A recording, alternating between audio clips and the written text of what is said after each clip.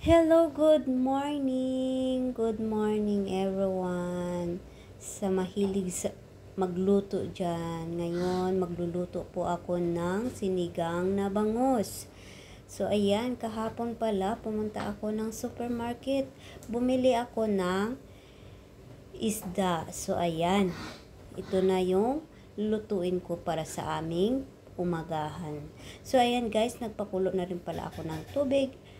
At saka isusunod na rin natin yung ating mga ingredients na tomato and ginger at saka onion. So, ayan yung ating ingredients sa ating sinigang na bangus. So, ayan guys, hintayin lang natin na kumukulo-kulo yung ating pinakuluang isda. So, ayan, isusunod na natin yung ating isda. So, ayan guys. Hintayin na lang natin ito na kumulo yung ating sinigang na bangus. At saka, ayan na. Kumulo na siya. At saka, naglagay na rin pala ako ng ating sinigang mix.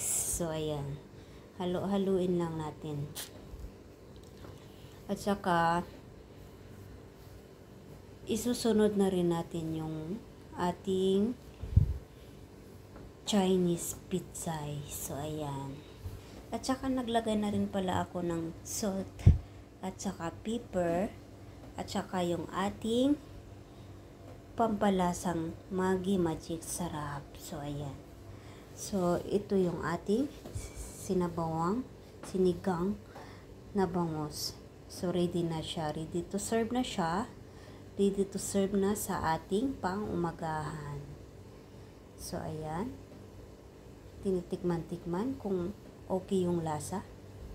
At saka, okay rin naman. Tamang-tama lang yung panglasa natin. At saka, yan na guys, ready to serve na. Luto na talaga yung ating sinigang na bangus. So, ayan. Thank you for watching.